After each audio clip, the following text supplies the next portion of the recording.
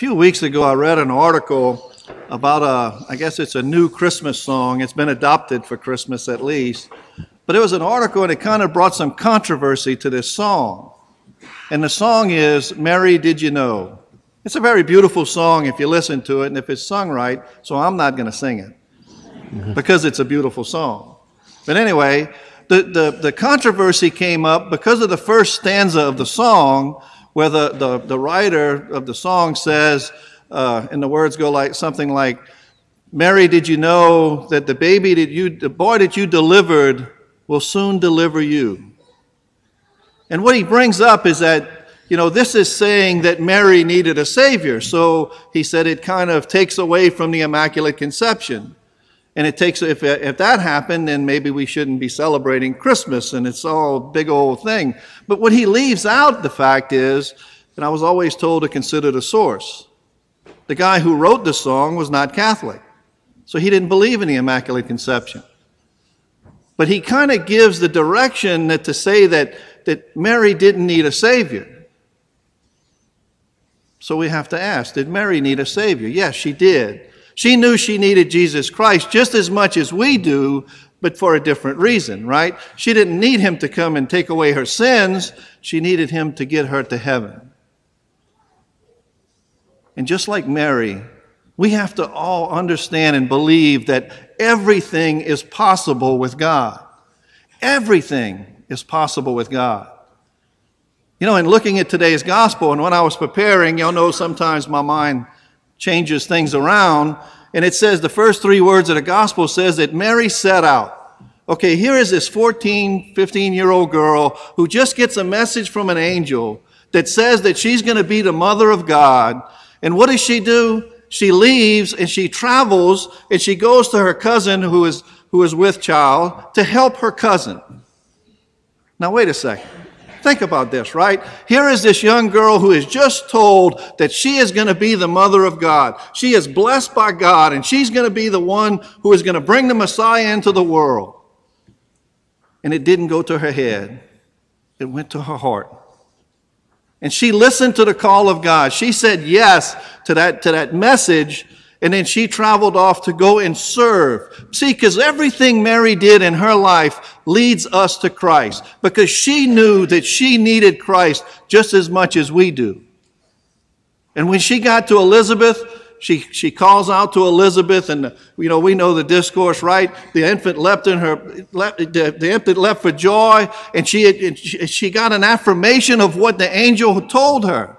Because how did Elizabeth know?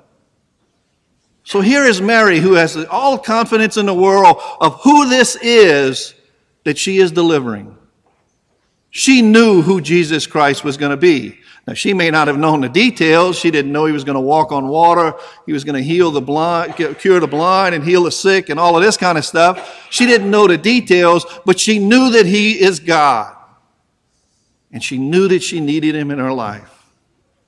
And everything Mary does leads us to Christ. We look at the wedding at Cana. Mary being a good Jewish woman, I guess she had to know everything that was going on. So she finds out they run out of wine. So what does she go? She goes to Jesus and tells him they have no wine. What does he say? This is not my business. And then she gives us, just like she did the servants at that wedding, instructions. This is the last thing Mary says in the Gospels. Do whatever he tells you. See, Mary knew how much we needed Christ. She gave us that instruction to follow him, to follow his word, to follow what he is telling us to do, and how to live God's message, God's call to us. That's what Mary was doing. That was Mary's task, to bring introduce Jesus into the world, and then to lead everyone to Jesus. And you see, we have to understand and know that we need him just as much as she needed him. We need him to help us with our sin. We need him to help us with our lives. But we have to be open to listening to that call from God. You see, here we are. We're all baptized into the family of God, right? We become sons and daughters of God in our baptism. We become brothers and sisters to Jesus Christ. We get this inheritance of heaven. So what do? Do we sit out? Or do we set out to do God's will in our lives? When we get this message and we know that God is calling us to be His disciples in the world, do we set out to do God's will? Or are we going to sit out and let the world go by? Just because we know we have this inheritance, just because we know that you know what, that I'm on the list. What do I have to do? We have to do God's will in our lives.